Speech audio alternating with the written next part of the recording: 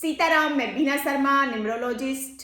2026 में अगर बात करें अपन कि अगर आपका पर्सनल ईयर 4 निकल के आ रहा है तो पर्सनल ईयर निकालना तो मैं आपको कई बार अपनी वीडियो में बता चुकी हूँ कि कैसे आपको अपना पर्सनल ईयर निकालना है। इसमें आपको क्या करना है एक बार फिर मैं आपको बता देती हूँ। आपको अपना डे लिखना है, अपना मंथ लिखना है और प्रेजेंट जो ईयर चल रहा है वो प्लस करना है। तो ये टोटल प्लस करोगे तब आपको अपना पर्सनल ईयर निकल के आ जाएगा। जो भी आपका पर्सनल ईयर निकल के आता है उसकी सीरीज आप मेरे पर्सनल ईयर वाली वीडियो में दे सकते हो कि 2026 में आपका पर्सनल ईयर क्या कहता है, क्योंकि न्यूमरोलॉजी में पर्सनल ईयर बहुत इंपॉर्टेंट है। दो टॉपिक पे अगर न्यूमरोलॉजी काम करता है, फर्स्ट आता है नेम की स्पेलिंग, पावर ऑफ नेम, ये भी बहुत ज्यादा इंपॉर्टेंट है, और सेकंड है आपका पर्सनल ईयर। अगर ये साल आपके लिए क्या गणित लेके आ रहा है, ये साल आपके लिए अच्छा होगा या नहीं होगा, इसकी पावर क्या होगी, आपको स्पॉटलाइट मिलेगी या नहीं मिलेगी, ये सब चीजें आपको पर्सनल ईयर देखी जाता है। तो पर्सनल ईयर 4 के बारे में बात कर लेते हैं। जिनका भी पर्सनल ईयर 4 आ रहा है, फिर मैंने आपको क्लियर कर दिया पर्सनल ईयर कैसे निकालना है। अगर फिर भी आपको नहीं आ रहा तो आप मेरी प्लेलिस्ट उठाइए, उसमें देखिए, सर्च कीजिए कि पर्सनल ईयर कैसे निकालते हैं। तो पर्सनल ईयर अगर आपका 4 आ रहा है तो ये 2026 सूरज का साल है, सूर्य का ये साल है। इसका मूल्यांक इसका आता है 1 नंबर, यानी 1 नंबर को सूर्य माना गया है। सूर्य इसको संबोधित किया गया है राजा से।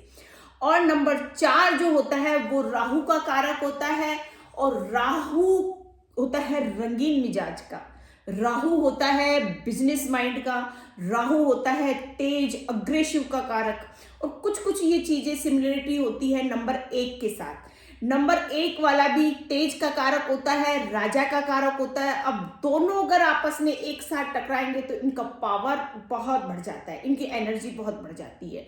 कहा जाता है कि न्यूमरोलॉजी में अगर सूर्य यानी राजा कोई भी रंगीन काम करता है, या कोई भी पार्टी शार्टी समझ लीजिए, कोई भी अपने तरीके का जो इनको अच्छा लगता है वो अगर कार्य करता है, वो ये राहु के साथ मिलके करता है।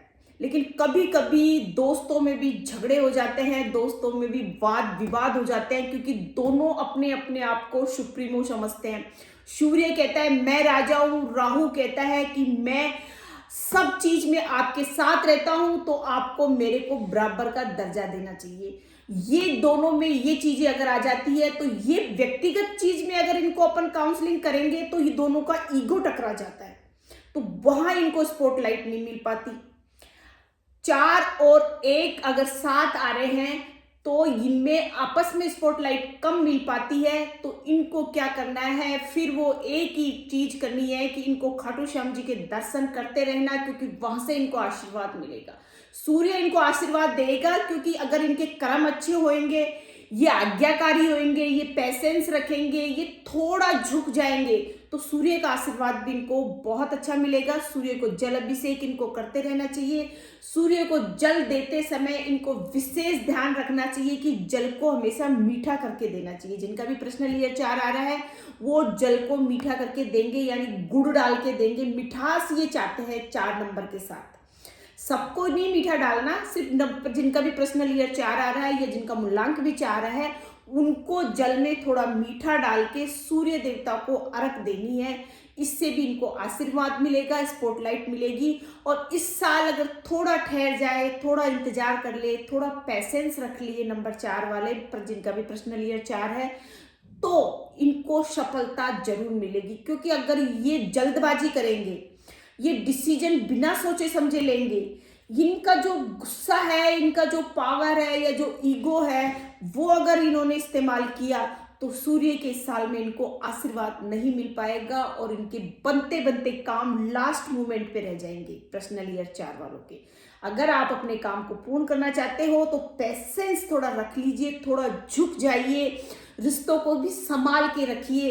अगर आप झुक रहे हो और आपके रिश्ते बच रहे हैं तो इससे अच्छी बात क्या हो सकती है, ये जरूर करना चाहिए।